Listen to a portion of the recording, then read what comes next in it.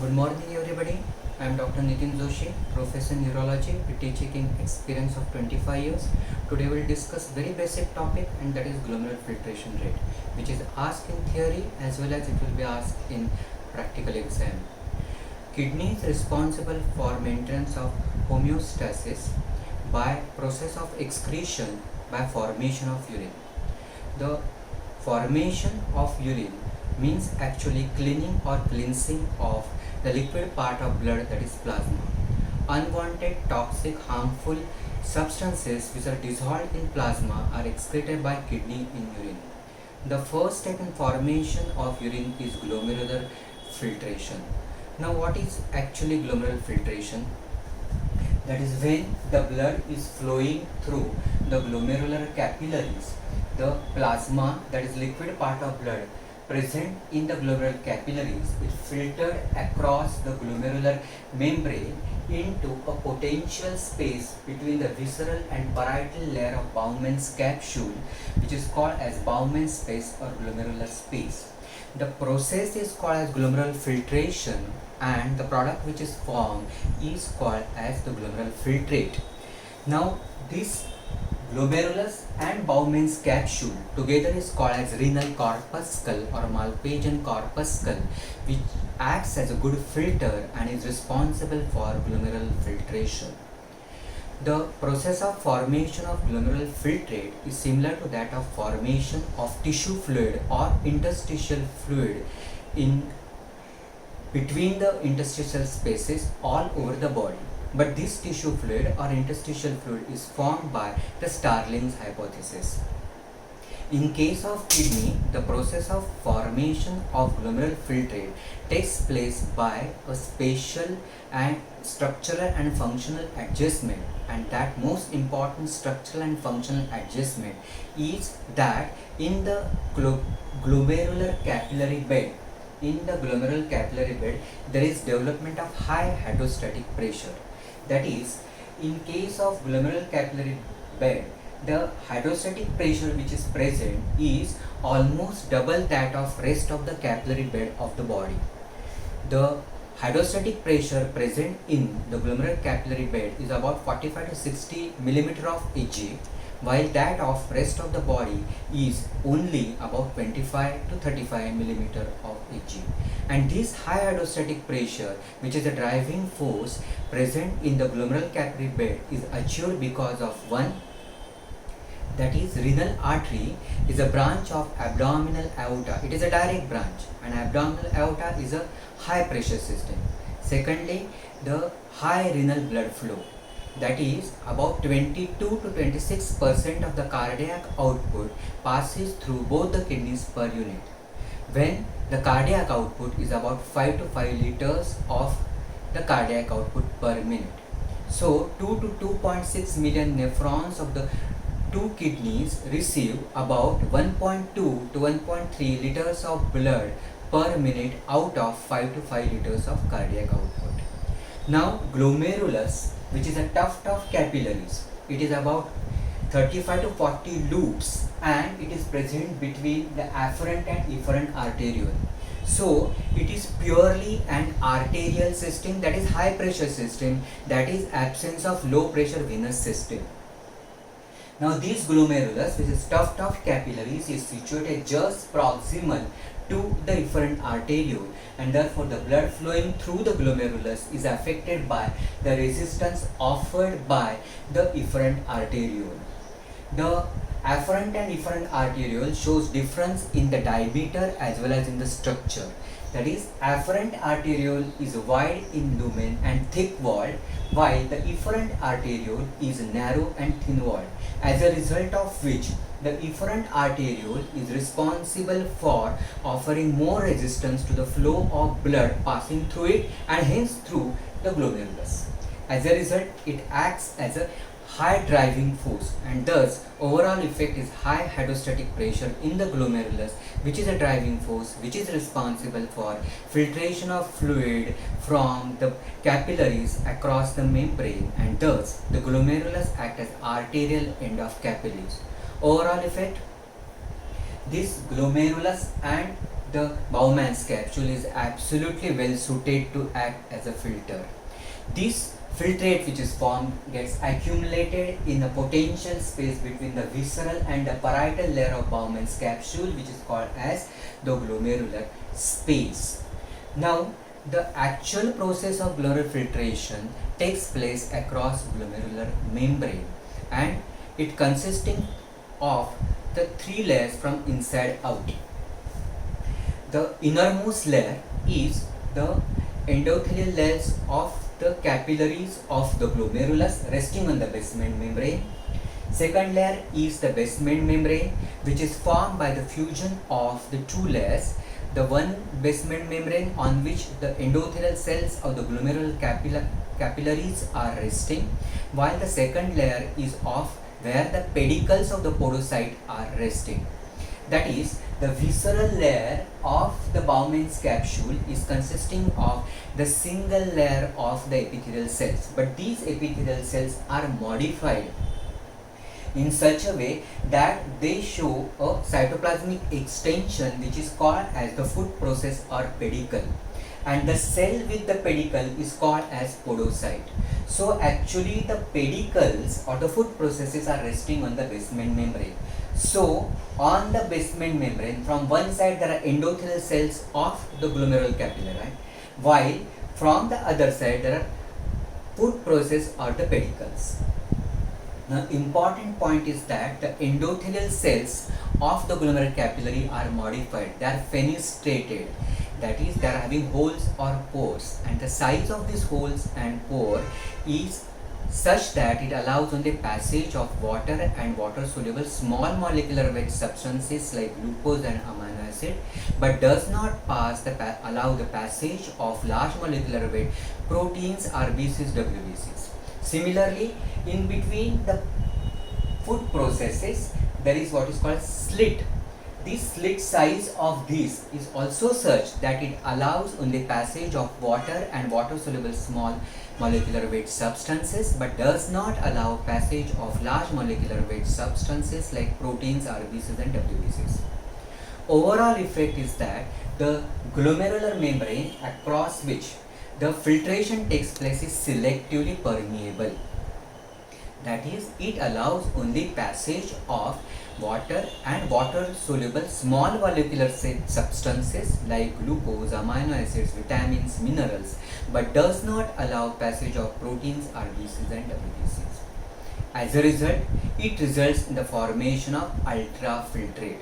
So ultrafiltrate is because of two things, that is selective permeability of the glomerular membrane and high hydrostatic pressure or high pressure bed in the glomerular capillary. Overall effect is that there is formation of ultrafiltrate. Ultrafiltrate is nothing else but the presence of all the constituents of plasma except the large molecular weight proteins, RBCs, WBCs. Thus, the glomerular membrane is responsible for formation of ultrafiltrate, and because of this formation of ultrafiltrate, kidney is able to perform important function of excretion of the waste products of protein metabolism, as well as responsible for maintenance of fluid electrolyte acid-base balance, hence blood volume and blood pressure. Now we will come to the important function and parameter, that is glomerular filtration rate, because the most important function of the kidney is glomerular filtration rate. Single nephron glomerular filtration rate. What is single nephron glomerular filtration rate? The rate of filtration of plasma across the glomerulus of single nephron is called as the single nephron glomerular filtration rate, and sum of all single nephron glomerular filtration rate is total GFR, which is the most important function of the kidney and reflects the overall kidney function. Now, what is this actually glomerular filtration rate? We have seen that the kidney is having significantly high blood flow, and which is about 22 to 26% of the cardiac output per minute, and that is 1.2 to 1.3 liters of the blood passing through both the kidneys per minute. Out of this 1.2 to 1.3 liters of blood passing through both the kidneys per minute, about 120 to 125 cc of fluid is filtered across the glomeruli of all the nephrons of both the kidneys. And so the glomerular filtration rate is defined as amount of fluid filtered across the glomeruli of all the nephrons of the both the kidneys per unit time. And so normally the glomerular filtration of both the kidneys per unit time, that is per minute, is about 125 cc per minute. When the per unit time instead of minute, if it is a day, that is 24 hours, then it is 170 to 180 liters of glomerular filtration rate across both the kidneys per unit time, that is per unit 24 hours as a unit. Now, mechanism of formation of glomerular filtration rate can be explained by the formula GFR is equal to effective filtration pressure into the KF, that is filtration coefficient of glomerular membrane. Now, effective filtration pressure is equal to driving force minus the retarding force. Now, the driving force is actually the hydrostatic pressure gradient across the glomerular membrane, while the retarding force is colloid osmotic pressure gradient across the glomerular membrane.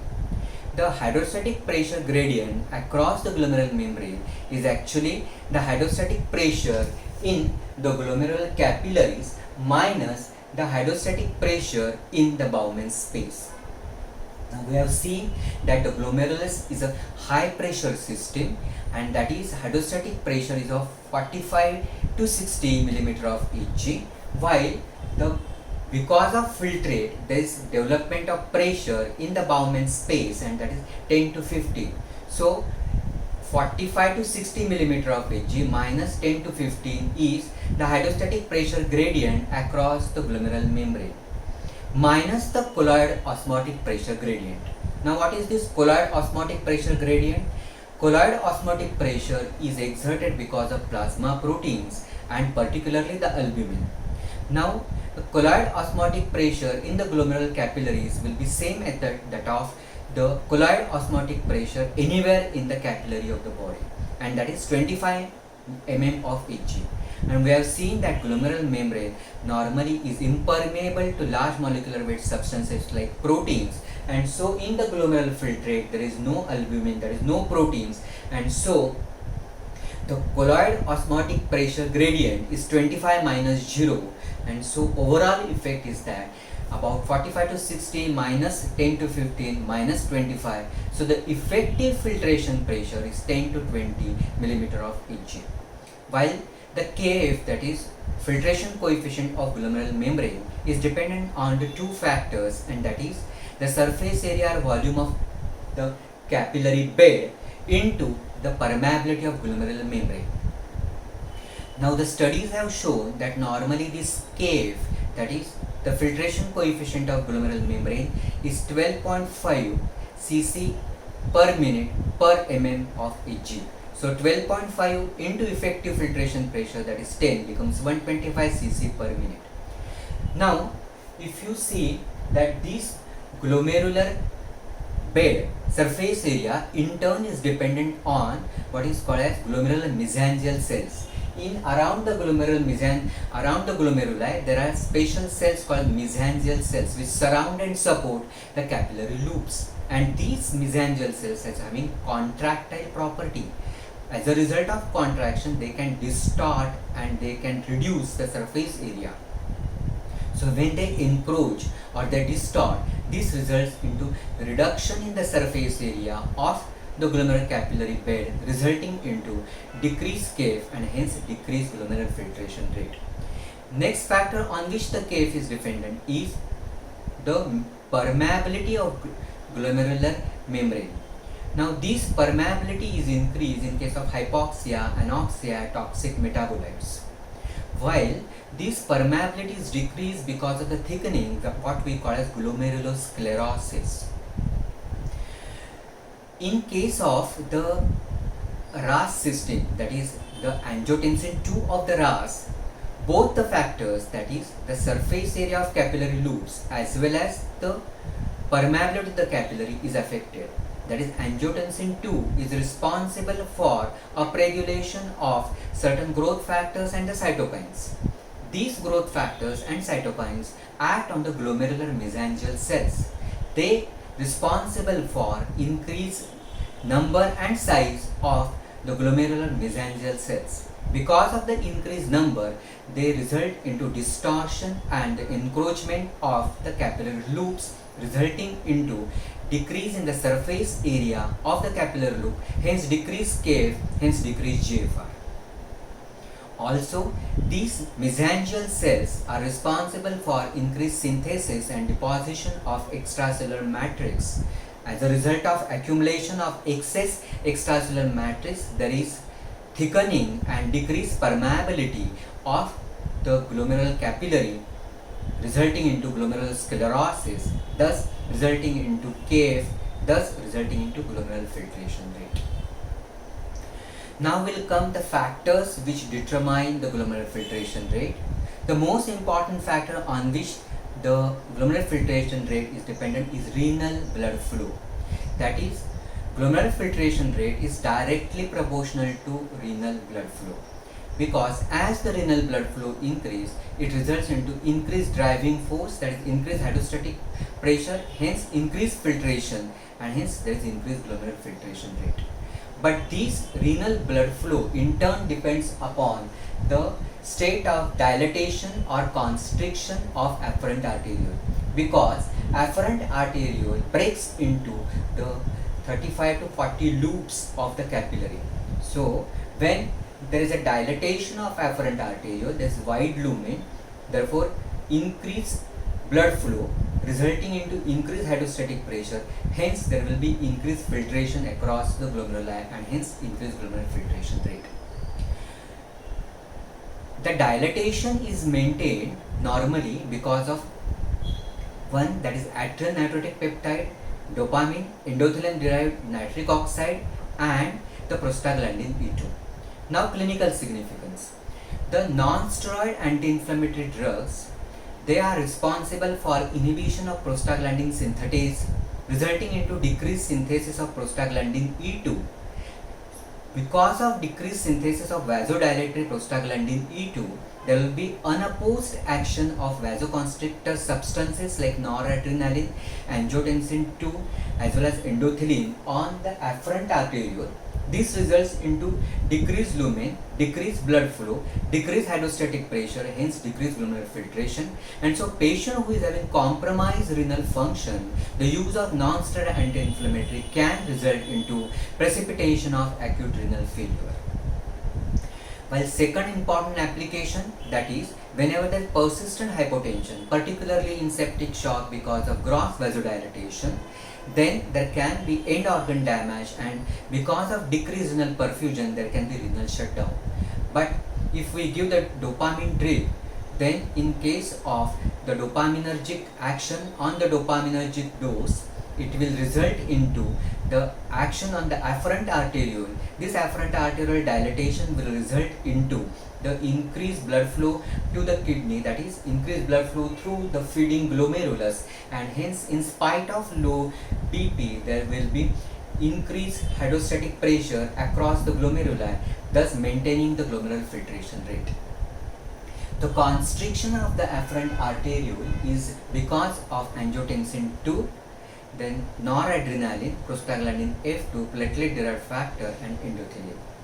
Kidney has one important property which is very very important, and that is called renal autoregulation, which is also as a short note. And this property means the ability of kidney to adjust its renal blood flow in spite of wide variation in systemic blood pressure. Because of the adjustment of this renal blood flow, in spite of variation in systemic blood pressure, maintains the glomerular filtration rate and hence the renal function. And this renal autoregulation in turn is dependent upon the tubuloglomerular feedback mechanism. Now the next factor on which it depends is the driving force, that is the transglomerular or intraglomerular hydrostatic pressure, which in turn depends upon one, what we have seen is renal blood flow, that is state of dilatation of afferent arteriole. Second, that is systemic blood pressure. both, that is dilatation of afferent arteriole and normal blood pressure, will responsible for increased blood flow, hence increased hydrostatic pressure and increased glomerular filtration rate. Also, the transglomerular hydrostatic pressure also depends upon the state of the constriction of efferent arteriole. So, efferent arterial constriction will result into increased transglomerular hydrostatic pressure because there is increased resistance to the flow of blood passing through the efferent arteriole, which gets transmitted to the glomerulus. Now, angiotensin II of the renin-angiotensin-aldosterone system has got preferential action on the efferent arteriole and is vasoconstrictory. And so this is very important in case of the renovascular hypertension, or where there is clinically significant renal artery stenosis resulting into decreased blood flow, which result into stimulation of renin-angiotensin-aldosterone system.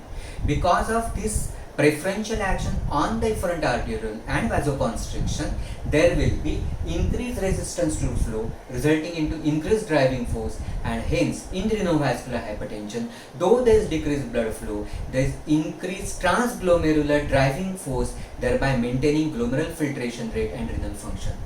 And hence, if you give the angiotensin converting enzyme inhibitors, which will prevent the availability of angiotensin II, that is conversion of angiotensin 1 to angiotensin 2, or angiotensin receptor blockers, they will block the action of angiotensin 2, as a result of which the selective vasoconstriction of efferent arteriole, which is important for maintenance of glomerular filtration, will be avoided, as a result of which there will be decreased glomerular filtration, and so by using this ACE inhibitor there will be sudden precipitation of renal failure.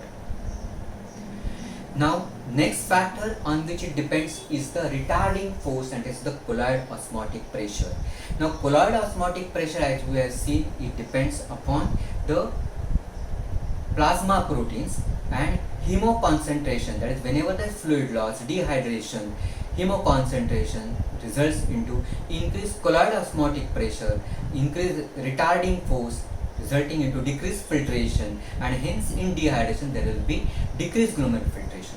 On the other hand, when there will be hypoalbuminemia from any cause, as for example nephrotic syndrome in our urology practice, or gross proteinuria from any cause, then in that case, because of hypoalbuminemia, it will result into decreased oncotic pressure, as a result of which there will be increased glomerular filtration rate. Next is the, again, one more factor which determines the glomerular filtration rate, and that is hydrostatic pressure in the glomerular space. Whenever there is increased hydrostatic pressure, normally it is 10 to 15 millimeter of Hg, but if it increases, it prevents the filtration, and this is classically seen in obstructive uropathy from any cause, like the posterior valve, BPH, stricture, bladder neck contracture, PU junction obstruction. It results into increased pressure, that is the hydrostatic pressure in the glomerular space, prevents the filtration, and hence there will be decreased glomerular filtration rate. The other factor which is important is aging, which results into glomerular sclerosis, resulting into decreased glomerular filtration.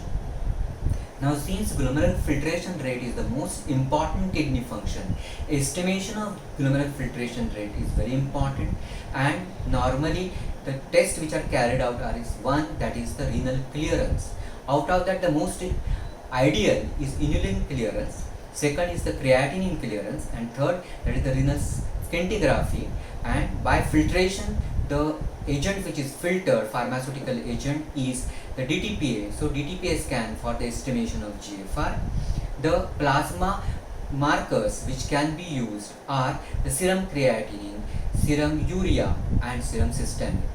There are various formulas and mathematical calculations one can calculate, with the help of which, by using the serum creatinine as the marker, one can get the estimated GFR up to the almost near GFR of the patient, which is very important from clinical point of view. Thank you very much.